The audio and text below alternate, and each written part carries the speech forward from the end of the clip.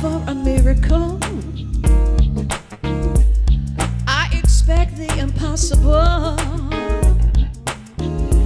I feel the intangible. I see the invisible. I'm looking for a miracle. I expect the impossible. I see the invisible and intangible. I see the invisible, yeah. The sky is a limit to what I can have. Ooh, yeah. The sky is a limit to what you can have.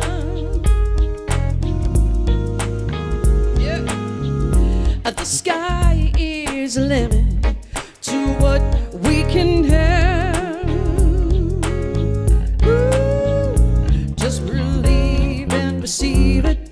God will show you today. Hey, hey, just believe and receive it.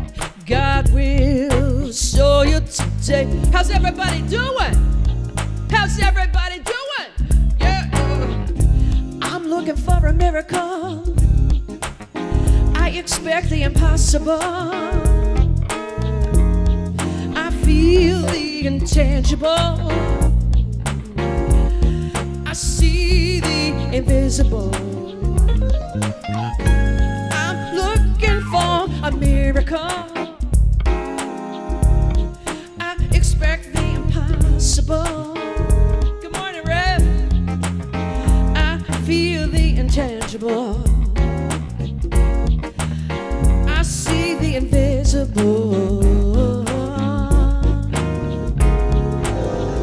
The sky is a limit. Come on now. What I can have. The sky is the limit to what you can have. Everybody, the sky is a limit to what you can have. Ooh, just believe and receive it. God will show you today. Hey, hey. Just believe and receive it. God will show you today. I know you believe it. Ooh.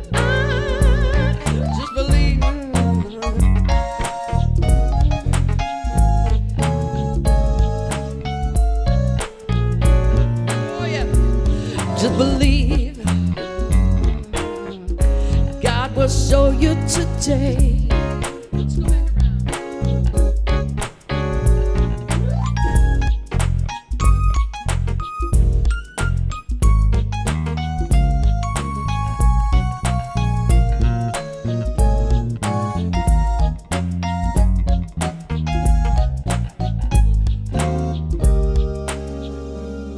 I just had to go there one more time. I love that groove. The Clark Sisters. Woo! Yeah, thank you.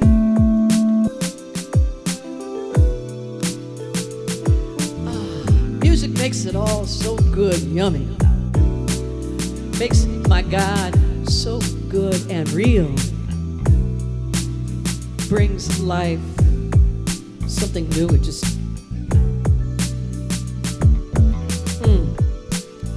inside my head there lives a dream that I want to see in the sun. Behind my eyes there lives in me that I've been hiding for much too long, 'cause I've been too afraid to let it show, 'cause I'm scared of the judgment that may follow. Always putting off my living for tomorrow. It's time to step out on faith. Gotta show my face. It's been elusive for so long, but the freedom is mine today. I gotta step out on faith. Gotta show my face. Amen. Procrastination had me down, but look what I have found. I found strength, courage, and wisdom. Ha. It's been inside of me all along. Strength, courage, and wisdom inside of me.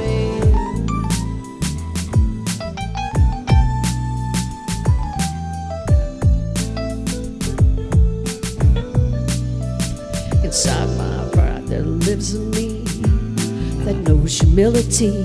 Inside my voice there is a soul, and in my soul there is a voice. I've been too afraid to let it show, that I share the things I might be missing. Oh, I'm running too fast to stop and listen. Yeah. It's gotta step out on faith, show my face. It's been elusive for so long, but the freedom is mine today. I gotta step out on faith. Time to show my face. Procrastination had me down, but look what I have found. I found strength, courage, and wisdom. It's been inside of me all along. Strength, courage, and wisdom, amen, inside of me.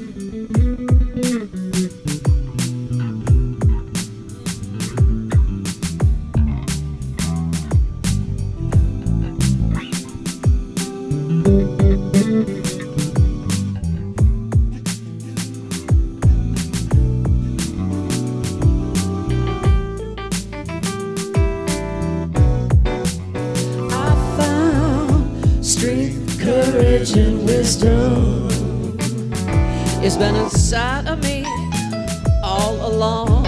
Oh yeah, it's so true. Strength, courage, and wisdom inside of me, inside of me.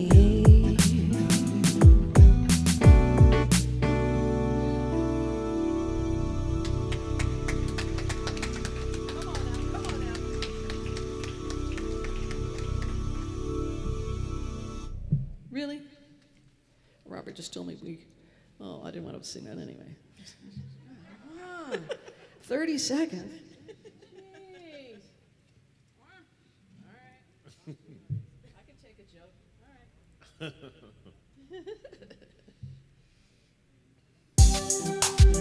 Every week we have the privilege of being with you and singing this beautiful song. Please stand as we sing together our opening song.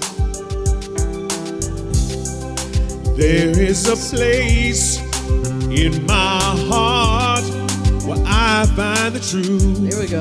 I find me in you. Welcome, everyone. A truth beyond what you can see now. But when we are one, we bring more good about. No matter who or what you call yourself or where you come from, yeah. There is a place in this world with open arms right now.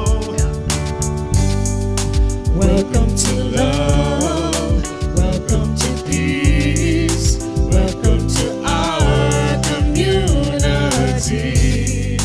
Be who you are. Let your light shine. We're so much more when we unite. You are welcome here.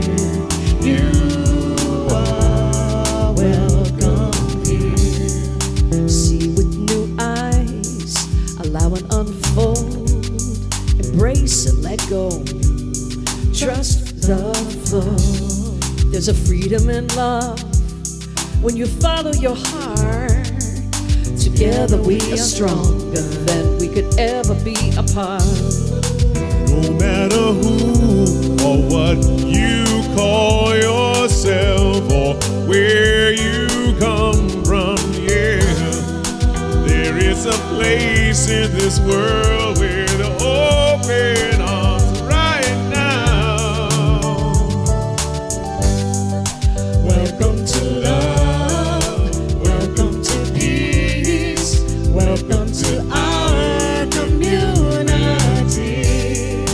Be who you are. Let your light shine. We're so much more when we unite.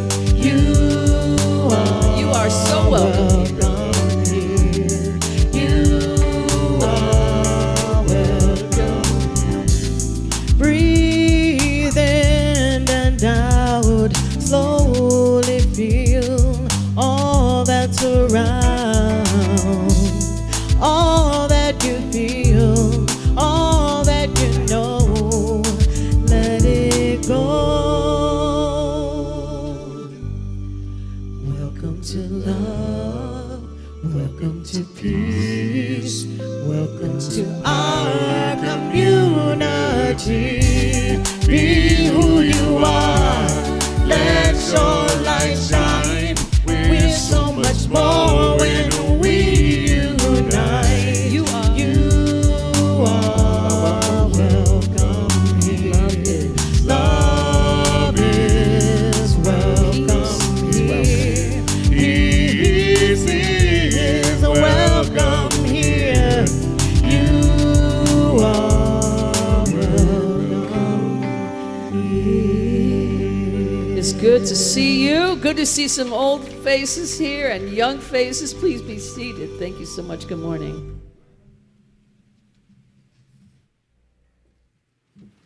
Good morning, good morning. And welcome, one and all, new faces and familiar faces. That's the word. That was before. Not old. Not old, just familiar. I haven't changed a bit either. My name is Baji Daniels, and I proudly serve as one of the practitioners here. We are a center, the Spiritual Living Center of Atlanta, that educates and engages the seeker on their spiritual path. As a member of the global movement, Centers for Spiritual Living, our mission is to provide spiritual tools for personal and global transformation. Our purpose is to awaken humanity to its spiritual magnificence, and our vision is a world that works for everyone. We are grateful for your presence this morning.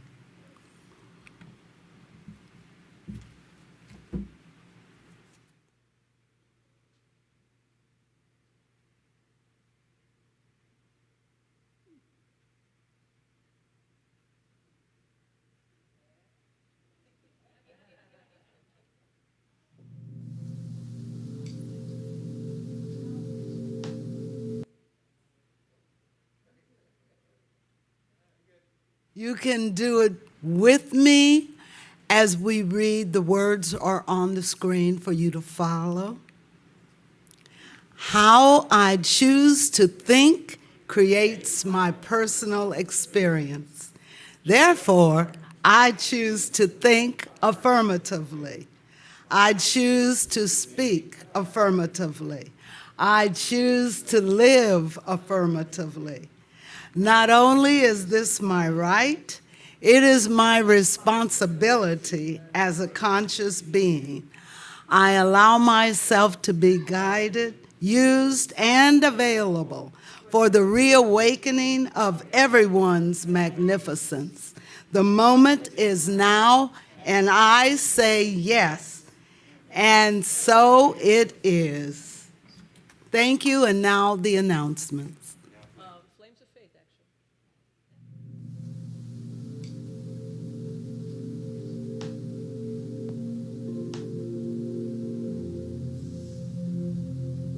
actually. Lighting the Flames of Faith. We perform this ceremony to promote the universal consciousness of life, which acknowledges that all people in all faiths, all sentient beings, come from the one great universal presence, which we call Spirit. Fundamental to this truth is the unifying nature of all religious thought and experience, which we honor here today. We light a candle for the Tao, honoring the universal path of harmony and equilibrium, the natural way. We light a candle for the shamanic traditions, honoring the beliefs and practices of all indigenous peoples, the way of primal spirituality. We light a candle for Hinduism, honoring the path of knowledge, action, and devotion. We light a candle for Judaism, honoring the ethical path of living by sacred law. We light a candle for all forms of Buddhism, honoring the Four Noble Truths and the path of compassion. We light a candle for all forms of Christianity, honoring the Christ consciousness as the path of love. We light a candle for all forms of Islam, honoring the path of submission to the will of God as the highest calling. We light a candle for the universalistic religion of Baha'i, honoring the path of unity and peace. We light a candle for all forms of New Thought, honoring the metaphysical path of mental healing through the practice of universal spiritual principles. We light a candle for all those who are as yet unaware of the power and the presence of Spirit in their lives, and for the space that we are holding for them at this center, and for all religions unnamed in this ceremony.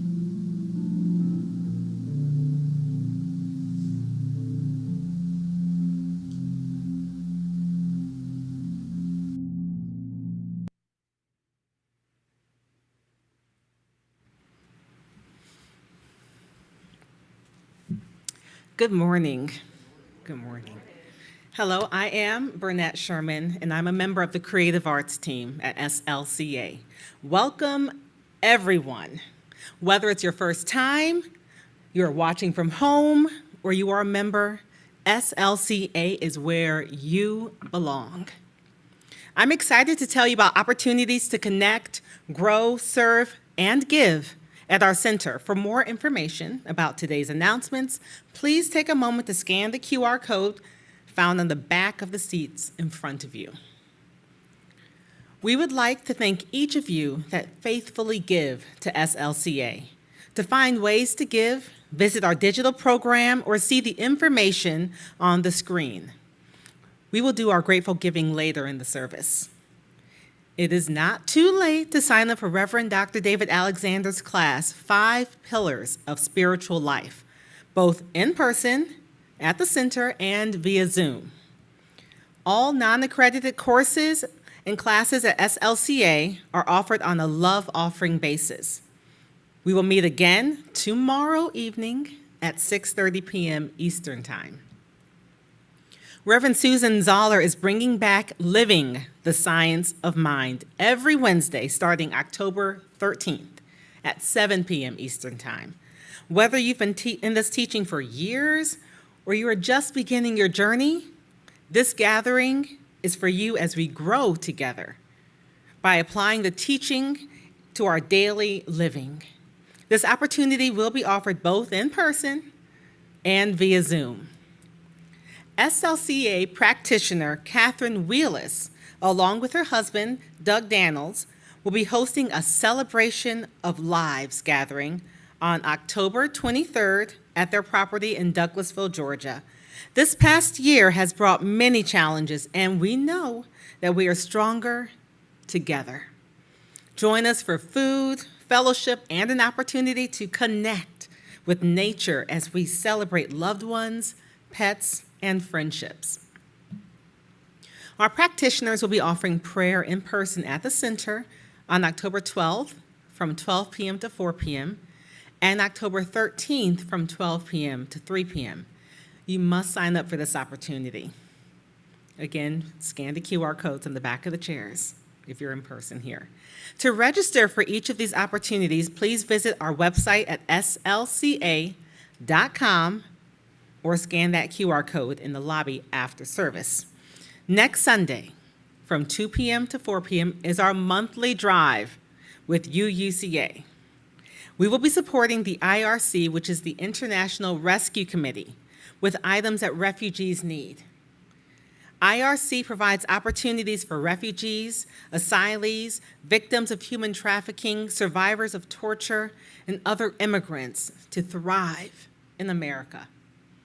Please consider donating diapers, wipes, and hygiene products. If you would like to join the SLCA Universal Spirit Dance Troupe, auditions will be held following services today. That's why there's so many people here today, because they're all auditioning. Is that right? That's right. I see you. I see you. Today, right after service, and on October 10th. So you've got 2 chances. It's facilitated by Penny Shellman. This is a welcoming ensemble open to everyone. So please prepare to audition with a 30-second song of your choice. Practitioners are available this morning for prayer after service, both in person and online chat. So if you wish to receive affirmative prayer, our online practitioner will provide their email so you can arrange a time. For in-person treatment, our practitioners will be found after service on both sides and at the back of the room. Thank you again for joining us this morning at SLCA. Thank you.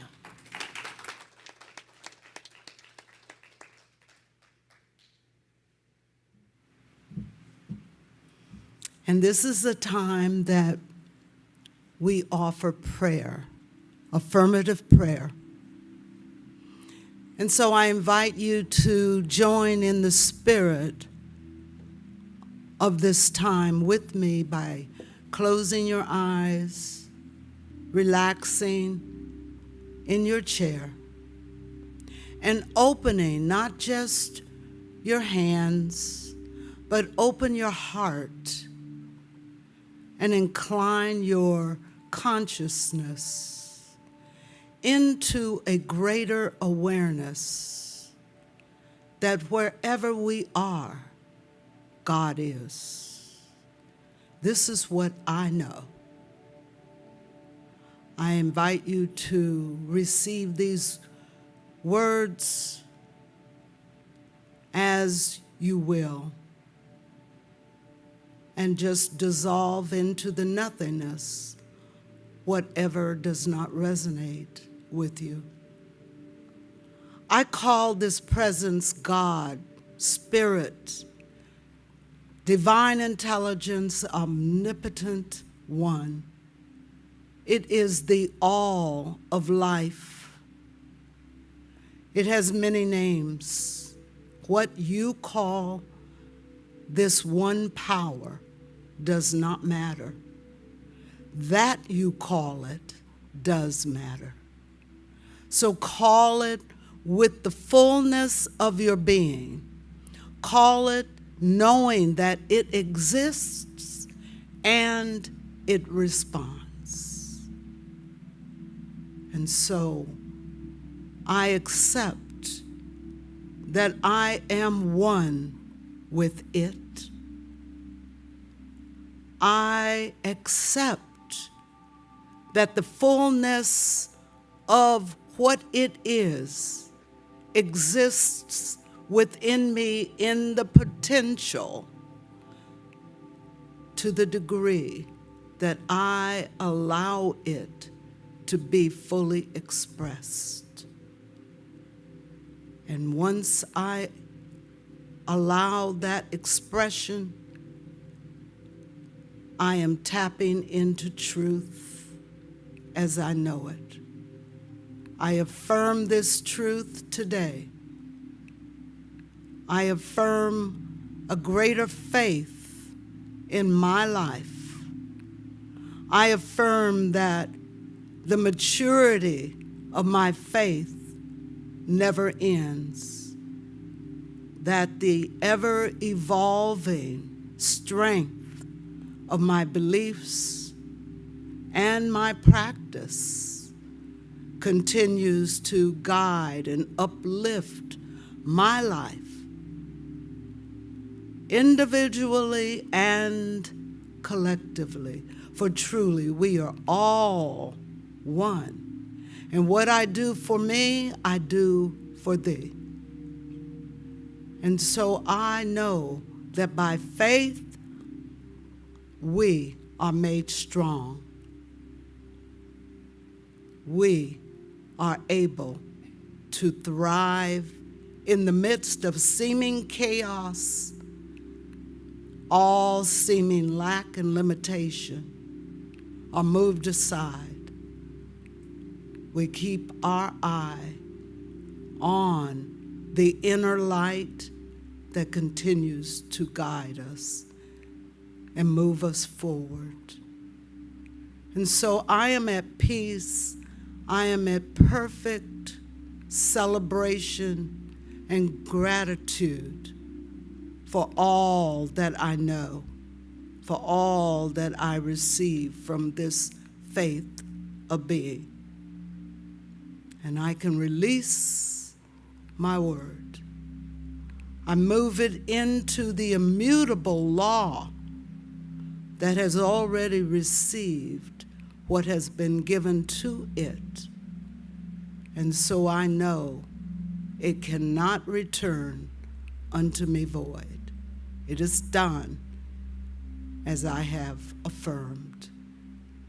And together we say, and so it is.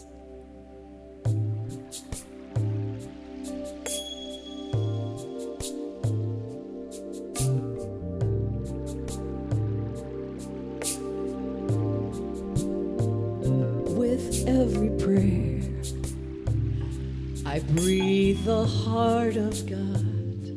I breathe the love of God through me.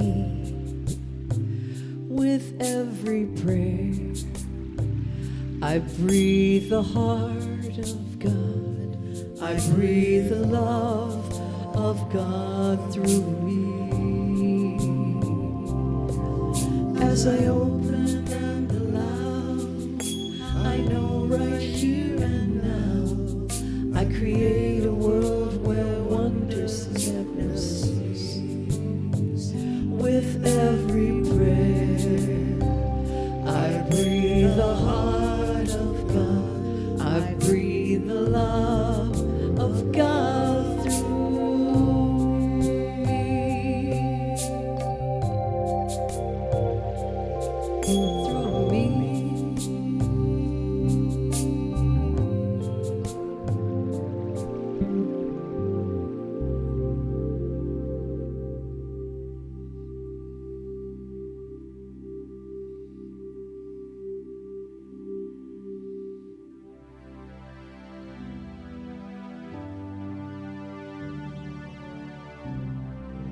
Welcome, Chris Adams and Rachel Cooper.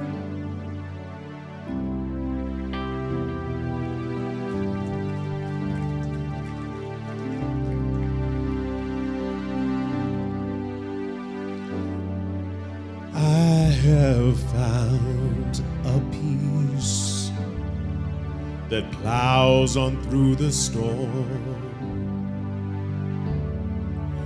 I have found a joy that jumps over sadness. I have found a love that lights up every room. I have found you.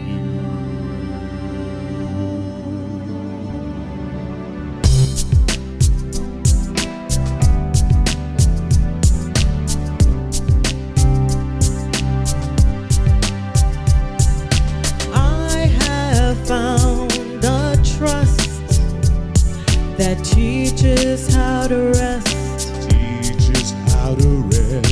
I have found a grace that guides me by the hand. I have found a strength that stands like a mountain.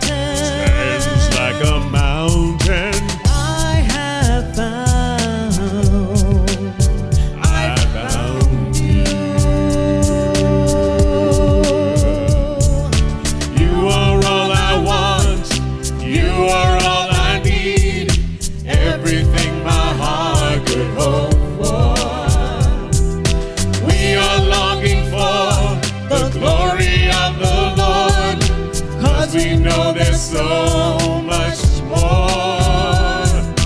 You are all I want. You are all I need. Everything my heart could hope for. We are longing for the glory of the Lord, 'cause we know there's so much more. Only you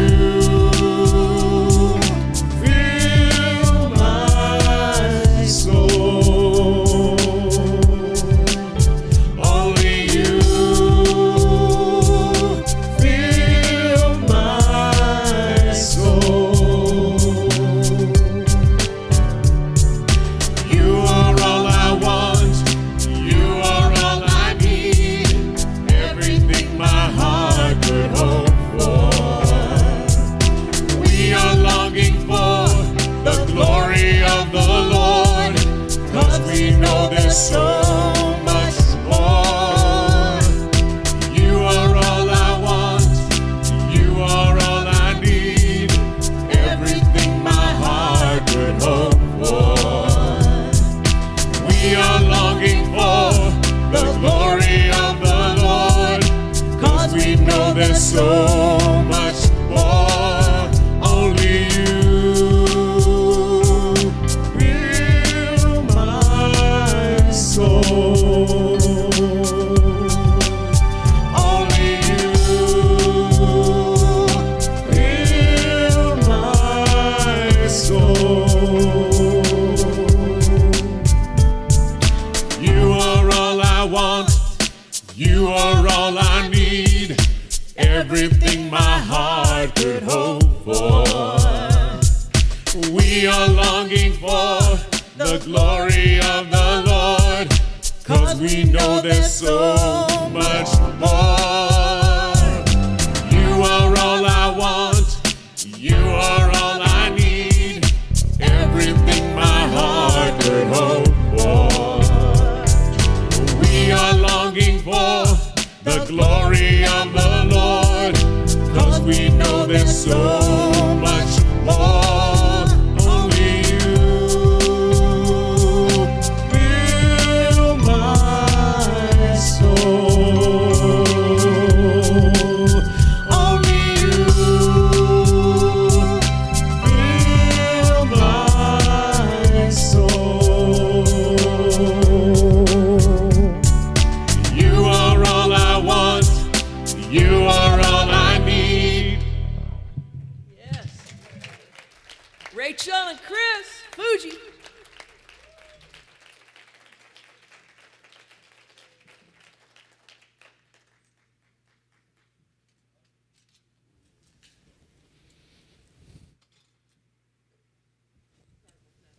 see that? All right. Good morning, everyone. Oh, it's good to see you. Let's get everything set up here. Take a breath. Put another hand for our arts ministry. That was wonderful. Powerful. So it's October, y'all. How did that happen? Right? Yay, October. All right. And so our theme for October is going farther together. That's a good theme. Going farther together. It's an appropriate theme. You know, I always laugh because these things get set. You know, we have all of 2022 laid out, the months and the weekly titles, and we share with a theme within our organization, Centers for Spiritual Living. And locally, communities make some adjustments, you know, to certain things, certain weeks if it doesn't work for them. But large part, we have this kind of network of sharing this common idea together. So we're journeying together. So this was obviously picked, you know, a long time ago.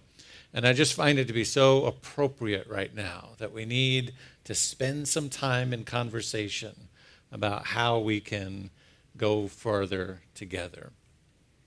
There's an old African proverb you're probably familiar with that says that alone we can go faster, but together we can go further. Right? Alone we can go faster, but together we can go further. And so together as Centers for Spiritual Living, we seek to work in harmony with one another, with different faiths, with all people, envisioning a community that is ever expanding to creating that world that works for everyone. But this can be challenging, right? Going farther together versus faster alone. This is something I engage with almost on a daily basis. We have this, I serve on board for our organization for Centers for Spiritual Living. I serve as the chair right now. And we work in this model of what we call shared leadership. And shared leadership means we, you know, do everything kind of through teamwork and consensus and cooperation. And there are very few places in the organization where a single person has single authority or power. It's shared. And particularly right now, as some of you know, a few months ago, the executive director for our organization resigned, and that put some pressure on myself and the rest of the executive team to step in and to manage things. And we're doing that as a team. It's not just one of us, it's three of us, and we're dividing things up, and we're always talking every day about everything that's going on, right? And we have our areas that we've taken on, and then we're sharing about decisions we need to make, et cetera. But I don't know about if you've ever been in like shared leadership type situations like that, where you've bumped up against this idea of, you know, I could get this done faster, right? If they would just give me the power. If they just give me the authority, if they just give me the decision making, if they just give me the budget, if they just give me the credit card, if they just give me the, right? Anybody like that? But this shared leadership thing really slows the things down. And it can be frustrating sometimes. But the truth is that we go farther together, even if sometimes we feel like we want to go faster alone.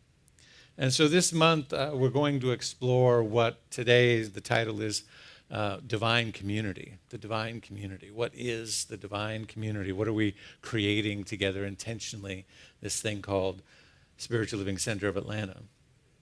And as I explore that in my consciousness this week and all month long, I can't help but notice, and maybe you've noticed it too, that when I'm frustrated and I want it my way and I want it to go faster, I want the control, I want the power to make the decision, I want whatever it is, I can't help but notice that my level of frustration directly affects my isolation from others. Let me say that again. When I want it my way, when I want the control, the power, the access, whatever it is, and I'm in a space where I'm getting frustrated about that, my level of frustration directly affects my isolation from others, right? I can't be in oneness. I can't be in teamwork. I can't be in a space of cooperation with others or community if I'm in a state of agitation of, well, just let me, have you ever been next to somebody, maybe your partner or a child or somebody, and they're trying to open something or they're trying to do something, right? And you right, maybe it's on the computer or maybe it's and it just gets to a point where you're like, oh, just let me do it, give that to me, right? Your level of frustration is directly related to your isolation. You can't be in the tension of somebody else figuring it out and holding space if you're wrapped up in your frustration of wanting to do it your way, right? So it shows up in all kinds of interesting ways in our world. But I think it's showing up in a societal way right now that really needs our attention. And this is really important to remember because while it's true that we are all unique expressions of the One, we are also all connected. And by default, we have a relationship and a responsibility toward one another. There's a poll that recently came out that said 77% of the U.S. says that we are deeply divided. 77% say that we are deeply divided. And when I read it, it was a joke in my head and in my mind. I said, and the other 33% believe that the poll was rigged and that there's a conspiracy. But that's where we're at, right? So when we talk about this idea of divine community, one that I think encompasses Dr. King's vision of beloved community, one that boldly and directly addresses what he called the three evils, right? Racism, poverty, and militarism. I believe that divine community is even broader than that. It's one in which there is a balance between the expressions of our individual self and our collective connection. And that balance is well maintained, and it's maintained through truth-telling, and it's maintained through holding tension, and it's maintained through acceptance and making space for ambiguity and grace for one another. It's maintained through this idea that we promote here, you belong, and that we really mean that. I remember when this came up through visioning with the board a year ago, and I said, I think this will be our theme for the year. And I remember a board member said, be careful, right? So whatever you promote is your affirmation, and you're likely to attract, the opposite of that. That's where we're going to be challenged, right? And I don't know that we've been challenged so much of it here directly, but I think the movement has definitely been challenged by this idea, and it's showing up in interesting ways. So we're all probably familiar with the phrase from the master teacher Jesus. He says, I of my own self can do nothing, but it's the Father within, or the presence within, or the power within that does the work. This is a phrase that I think so beautifully represents that balance that we're seeking, right? That yes, we're individuals, and yes, we have the power of our thought and the power of our mind, the power of our word, the power of our actions. We have our individual sovereignty. We have our sense of individuality. But also what makes ourselves unique and what makes our individual selves work is the connection with a deeper river or well that connects us with everything and everyone. The power that is within you is a power that is common to all things, right? You're not an island unto yourself, right? And so we have to stay anchored in this idea of oneness. And while it seems simple, it also seems difficult to remember how profound oneness is. I shared, I think last week or maybe the week before, that I used to go and read all the encyclopedia cult books, right, to see if New Thought was in there, or Religious Science, or Unity, or whatever version. And oneness was one of the things that they would always mention. And in my naive young state, I would always be like, well, why is that so bad? Why are they talking? And now I get it, right? Because it's really hard, right? It's much easier to be in spaces, whether they're religious or not, to be in spaces, community, collective spaces where we believe that we're right and everybody else is wrong. It's much easier, right? But to be in a space where the premise is on oneness means we have to constantly expand our circle of inclusivity. We have to constantly open our mind to say, what are we missing? Who are we leaving out? Who's not in the conversation? Who's not in the room? Right? It's difficult. And we should be also careful to remember that oneness is not sameness, right? Everything in your garden is one. It's one garden. But if it's all the same stuff, then it's probably boring. Come on, somebody. Right? You and your partner are one, right, as a partnership, but you're unique individuals, right? We're all one, but we're unique individuals. Oneness is not sameness. And so a community of oneness is not a community, the divine community, which is anchored in oneness, is not a community that is anchored in sameness. As my friend Bishop Carlton Pearson says, you don't have to go along to get along, right? Don't always have to go along to get along. Or he says, he also says, you don't have to, we can have the same mind about things, we can mind the same things without having the same mind about things, right? We can be in agreement about things without having to think the same way. We can hold the same common values or have the same desires of our hearts, but we don't have to always think or agree on everything. He says in relationships, if you've married or you're with somebody who's exactly like you, then one of you is obsolete, right? And it's that difference, it's that nuance, it's that balance that makes things work, and it's the same at the collective level. And so as we explore this month, what is the divine community? For us at SLCA and for the world, what does that look like? I have some concerns, some deep concerns that have been rising up over this, that have revealed themselves over the pandemic, and I want to start this series for this month by talking about them. They're all kind of centered around the same thing. I have concerns that our rising sense of entitled individualism is eroding our sense of community.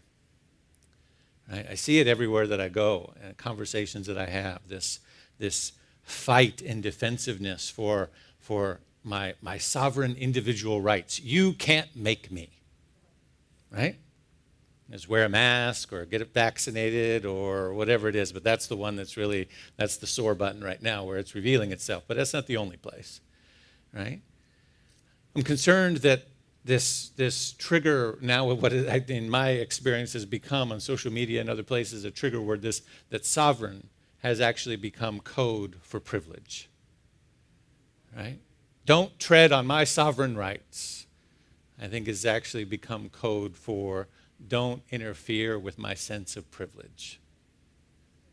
And it concerns me that we're defending that over the health and well-being of larger community.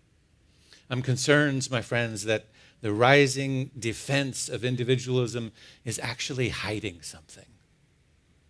That's what deeply concerns me.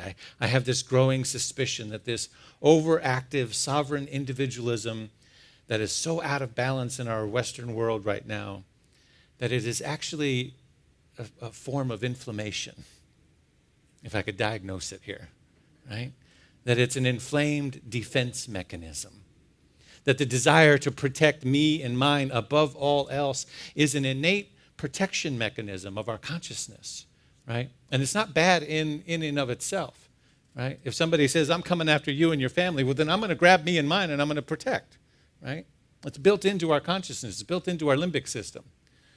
But it's inflamed right now in our collective society, that it's everywhere, right? As soon as there's a conversation about the collective, there's an inflamed sense of me and mine and protection. And so one of the characteristics, I think, so those are my concerns. Some of them keep me up at night. Because I think we have a responsibility to create space here at SLCA and Centers for Spiritual Living and in the world of divine community. And divine community means, yes, it's a safe space, but I think one of the characteristics really that we want to cultivate in divine community is brave space, right? Because if the emphasis has to be, and for a long time it was, right? LGBT community needed safe space. The transgender community needs safe space. We could pick all kinds of different forms of expressions of humanity and talk about when in the world, in the history of unfolding of consciousness, that the emphasis was on let's create safe space for this group, right? And that's appropriate because that's coming out of a threat that has been pervasive for a particular group. But if we're a community anchored in a deep sense of oneness, then it's my sense that safety is automatic. And I don't mean to say that dismissively, but to say, rather to be more clear about it, that safety is built into oneness. If we understand our oneness, then we're safe with each other. You see, if oneness is on the front of our mind, then we are safe with each other. But what we need is brave space, space that challenges us, that has us grow, that allows us to find the courage to become who it is that we've been called to become. And I say all of this to say bravely, as I watch this inflamed sense of individualism rise up, this defensiveness, here's the thing. Whatever it is that has wounded us at the individual level cannot be healed in isolation.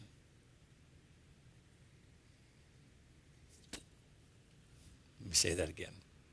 Whatever it is that, whoever you are, when I say you in particular, a group of people, right, whoever it is, whatever it is that has wounded us particularly for our race, for our gender, for our sexuality, for our stand on this or that, whatever it is that wounded us, right, particularly, cannot be healed in isolation. So, getting where I'm going with this? Meaning that the sense of sovereign individualism, the protection of my rights, comes as a defense mechanism because there was a wound there, because there was a threat, because there was something that attacked and we felt attacked. And I know when I feel attacked, I go to protection mode, right? That's natural. But that which wounded us and the wound itself cannot be healed in isolation. In other words, that rising sense of me and mine and you stay away and just leave me alone, that won't heal you. No one heals alone. Not even in a quarantine, right? No one heals alone. If you're in quarantine, you need somebody to bring you food, and you need DoorDash or Grubhub or somebody. You didn't get here alone, right? No one heals alone. Because what I'm witnessing is this inflamed sovereign individualism of a defense mechanism that is hiding a deep pain. And so it causes me to ask two questions. Why is it happening? And what can we do about it? There's a book that was written over 20 years ago called Bowling Alone, Robert Putnam, Bowling Alone.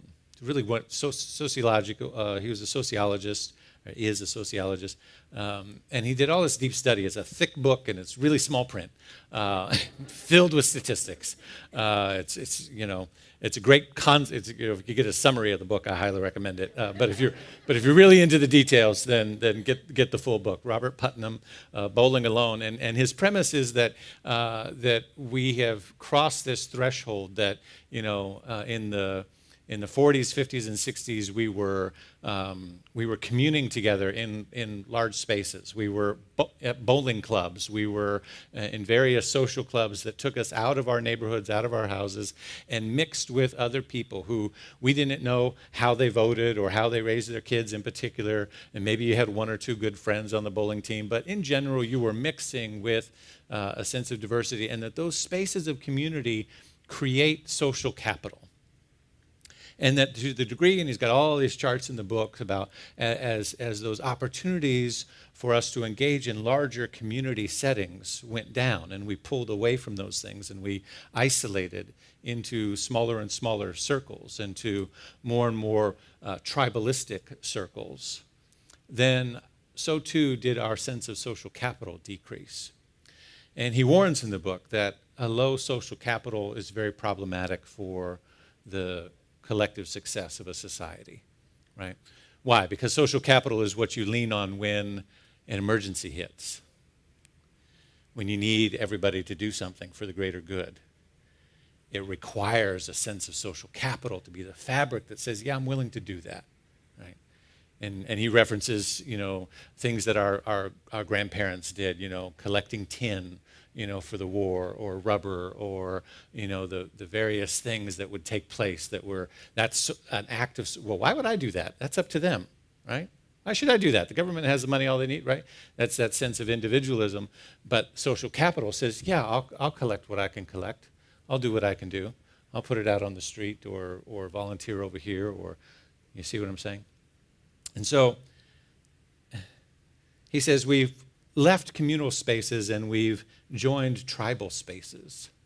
And tribalism begets more tribalism. And I think the need and the notion for a lot of those things, again, came out of a place of necessity. Right? We needed to gather in tribalistic spaces to feel like we found our people, that we're safe, that we're, all of those things. And so I'm not, knocking that. But the idea that we need to do more than just gather in tribal spaces. The antidote to tribal spaces, meaning that the spaces all think alike. Right? There's no diversity of thought, there's no diversity of expression, and it's that group against everybody else, right? But the antidote to tribalistic spaces, which has shown up in our politics and church culture and everywhere, the antidote is brave space. The antidote is divine community that is welcoming and open but not homogenized.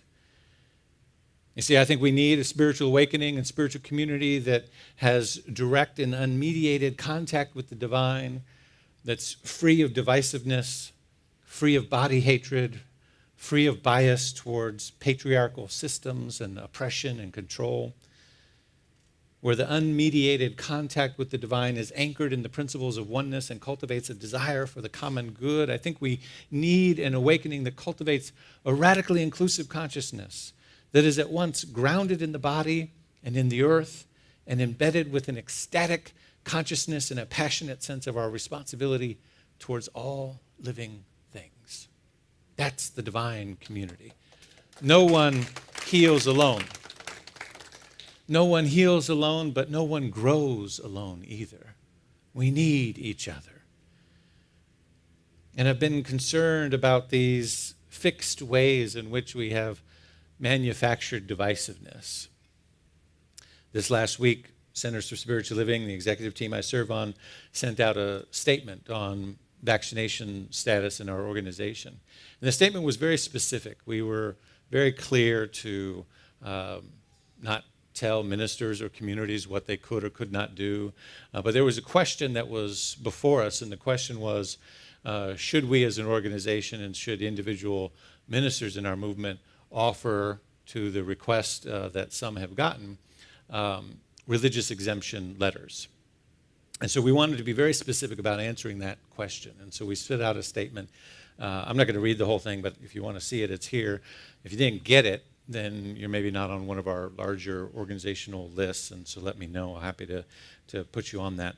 But we were very clear to say there is no theological basis, right? It's the first line in the Science Mind text. Ernest Holmes says, we all look forward to the day when religion and science will walk hand in hand from the invisible into the visible.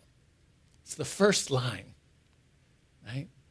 He says there was a day in our movement when we wouldn't go to doctors, or we wouldn't, if somebody was seeing a practitioner, they wouldn't also see somebody in the medical field. He says, but we realize now, and he's referencing Christian Science in that, who, by the way, even they came out, and the Christian Science organization came out and said, we're not endorsing religious exemptions, which I just went, oh my God, if anybody could, right? Anyway.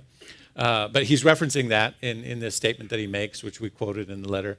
And he says, but we realize now that was superstitious, right? We applaud the advancements of science and the medical world. We, again, anchored in oneness. Right? When somebody says, yes, but I believe in the power of the mind to heal the body. Yes, I do too. I do too. I believe in the power of the one mind. Because we are anchored in oneness, there's only one thing happening here. That one mind can heal the body. And there's only one body. And that body is the collective body of humanity, the collective body of God's expression as all things. And so I believe in the power of the mind to heal that body. That's why I picked up the phone and said, hello, do you have an appointment today for a vaccination? Because that's the one mind operating through the one body, helping heal my body. And so we were very clear that there was simply no theological basis for those kinds of exemptions. But people can still do what they need to do, and we realize not everybody's going to get vaccinated for various reasons. But my goodness, you would have thought we just opened Pandora's box and just let all the demons out. Our emails have been interesting to read in the last couple of days. We've been told that we are destroying the movement, that we have desecrated the grave of Ernest Holmes, that we have just lost my loyal support and can't believe that you're telling people what to do. Keep in mind, we've told nobody what to do. We've simply said what we can't do in terms of collective religious exemptions. I say all of that. I'm not looking for sympathy. When you serve in leadership, that's part of the heat of the kitchen. So it comes with the job sometimes. But I say that to say that I'm not here to judge anybody's comments, but I'm here to just notice the defensiveness and the wound that is behind it. Because I think Brave Space says, what is that? What's the trigger there? What's really going on? I'm curious. I'm not judging, I'm curious. I'm wondering why there's such a wound that requires you to so separate and isolate and attack in order to protect your individual sovereign isolationism in a community of oneness. I'm curious. I'm curious about that, right? I'm deeply curious. And I'm concerned about our ability to, I laugh with my colleagues on the executive team because I told them, I said, when I stepped out years ago in social justice work and I started saying what I said and put up the first Black Lives Matter sign in Portland, the first one in the entire city of Lake Oswego, I said, I thought that would be the thing that would sort of take me down. It'd be the lightning bolt that would just kind of divide, and everybody would go either over here or over there, and whoever was with me, but that would be the thing. And there was some of that, that occurred. But then I found you all, and you said, keep going. Come on, let's do some more. We published a book about the lie of whiteness. We've done all this great stuff. And even then, I thought, well, when we publish this, that's going to be the thing that's going to hit the wall, and we're just going to see this whole thing blow up. Now, it turns out it's this. Turns out it's the vaccine letters. Who knew?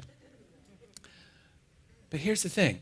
I just invite us to just lean into compassion about what's happening right now.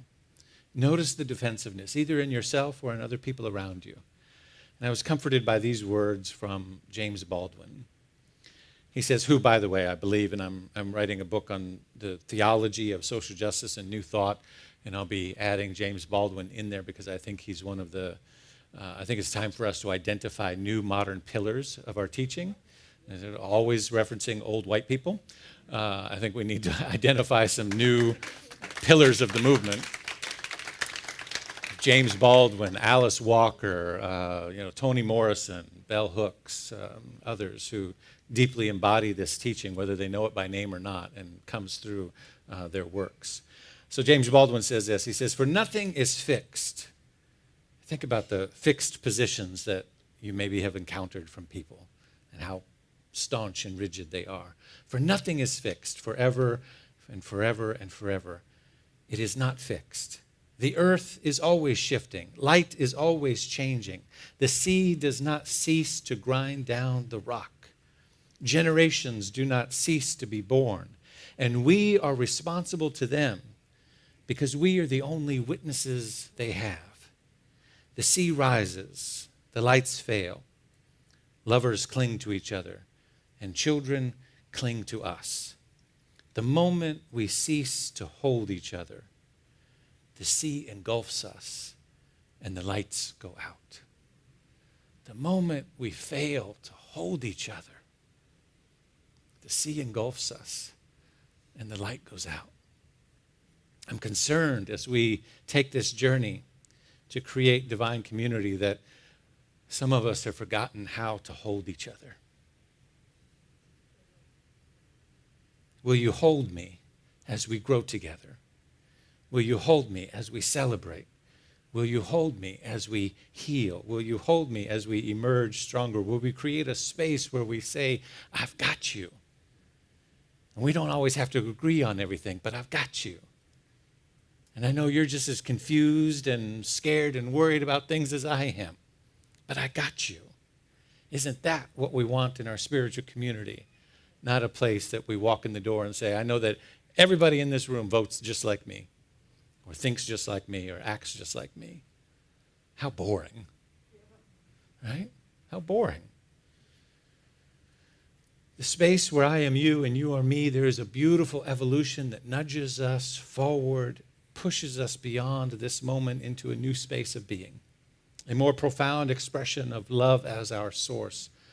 Our divine community is fueled and supported by the acceptance of new thoughts and new ways of being. Home is where we belong and where we are at the center of this community of love. All of us are blessed and fulfilled because we know that we belong here. Belonging, meaning existing as part of something. What if the idea of belonging centers itself in this realm of deepening sense of longing to be?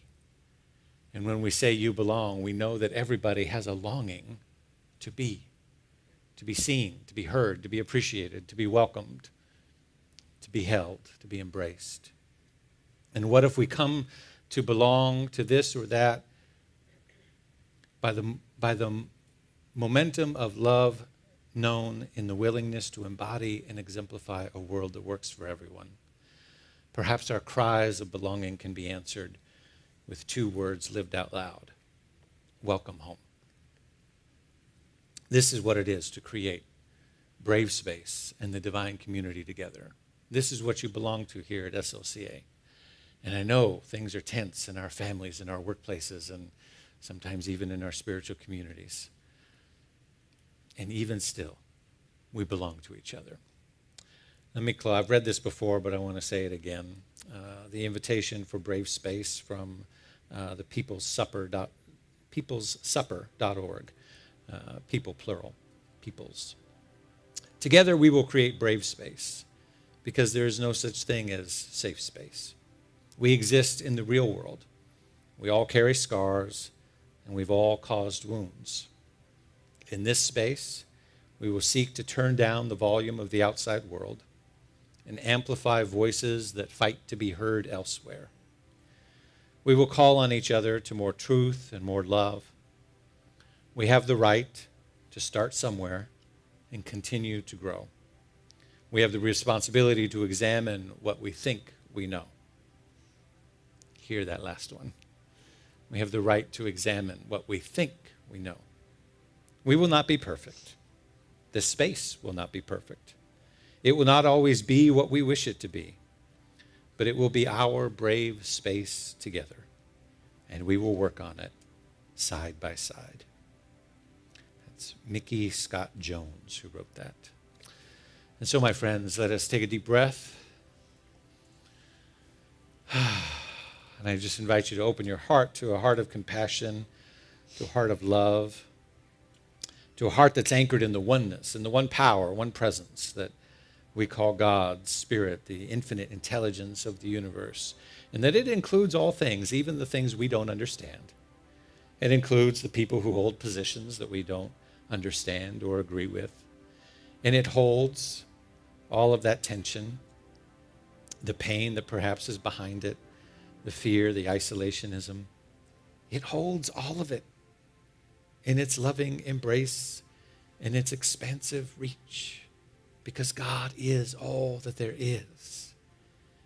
And so ours is not to create a space of right and wrong. Ours is not to create a space of us and them.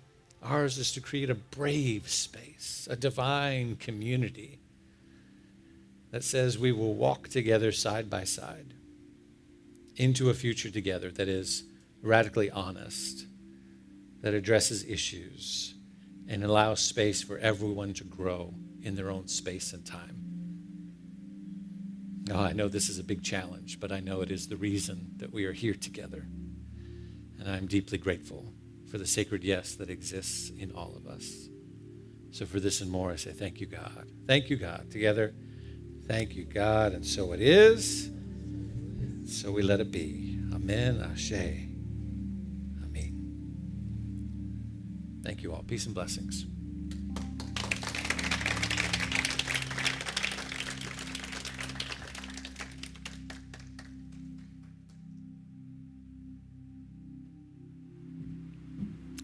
Thank you, Reverend David, for yet again another thoughtful and inspiring message that we receive into our hearts and allow those words to move us to a little farther point on the path. So for that, I'm so grateful. Can we hold one another? Yes. Yes. We are the beloved community. We are the brave community. We are the container. And now is your opportunity to express by your giving nature your commitment to that truth. And so I invite you now to be part of our grateful giving. We first want to enter into our giving thanking each of you that faithfully contribute to SLCA. It is because of your contributions that we can continue to spread our message of oneness. If you were inspired by the message today, please consider becoming a recurring pledger or give what is on your heart today. You can conveniently give on the website. It's posted on the screen, or you can text your gift. The number is on the screen, 404-800-9467. You may also give with a credit card using our digital program with the QR codes, which of course are on the back of the chairs. And our ushers will be walking through to receive your cash. We welcome, in particular, our first-time visitors, and I invite you to stand if you are here for the first time so we can welcome you. Thank you, thank you. Our ushers are now handing you a card with a personal note just for you. And we invite you to join our ambassador of fellowship that will greet you in the foyer on your way out. So let us read our statement of giving at this time. It's on the screen. I live in a universe of abundance. As I freely and joyfully give, I join in the divine flow, and all that I share with life returns to me, multiplied abundantly, and so it is. So it is. Thank you, Baji.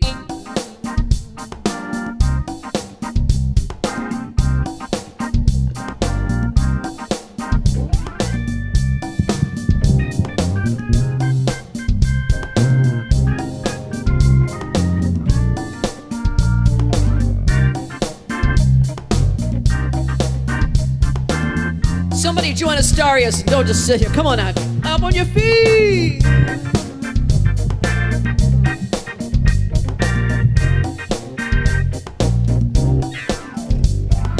Now that we found love, what are we gonna do with it? Now that we found love, what are we gonna do with it? Now that we found love, what are we gonna do?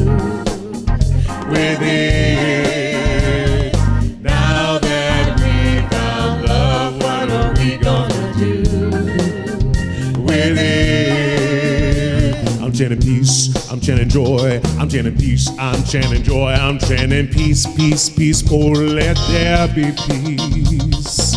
Come on, people. We got to come together for healing. Hold on to it. Feel it. Love is all around you. Come on and let the music move you. Let it move you. Set your soul to dance, dance. Let your soul dance. Now that we found love, what are we gonna do with it? Now that we found love, what are we gonna do with it? Now that we found love, what are we gonna do with it? Now that we found love, what are we gonna do with it? Let's give love a try. Let it control our destiny. We owe it to ourselves, yes we do, to live and love eternally. Oh, love is what we've been looking for. And love is what we've been searching for. Now that I got it right here in my hand, I'm gonna spread it all over the land. Now that we found love, what are we gonna do with it? Now that we found love, what are we gonna do with it? Now that we found love, what are we gonna do with it? Now that we found love, what are we gonna do with it?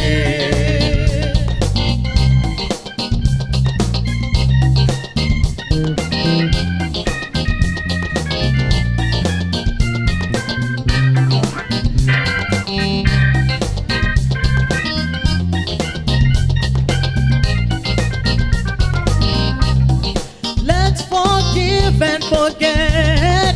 Let no man be your enemy.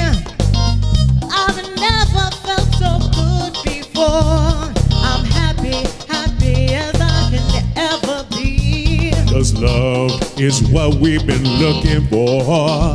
Sweet love is what we've been searching for.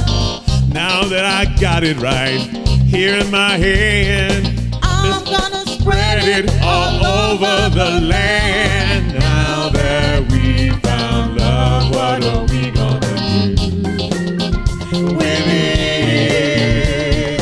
Now that we found love, what are we gonna do with it? Now that we found love, what are we gonna do with it? Now that we found love, what are we gonna do with it?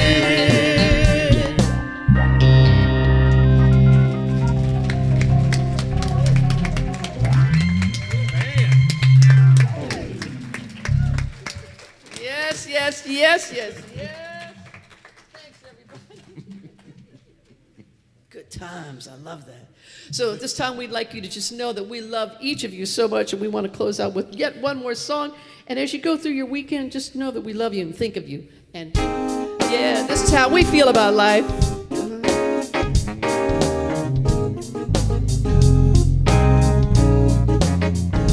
We envision a world that works for everyone and for all of creation. We see all people, all beings as expressions of God. We see a world that works for everyone. We envision a world that works for everyone and for all of creation. We see all people, all beings as expressions of God. We see a world that works for everyone. Yeah, we do. We envision a world that works for everyone and for all of creation. We see all people, all beings as expressions of God. We see a world that works for everyone. Yes, we do. We see a world that works for everyone. Amen. We see a world that works for everyone.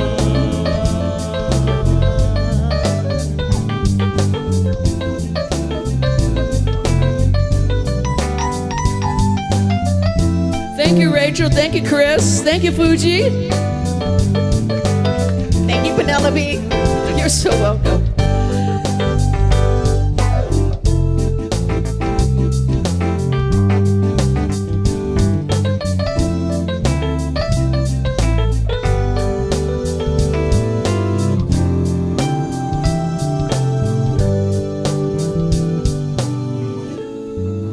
Yes, indeed. Yeah. Thank you. Thanks, everybody.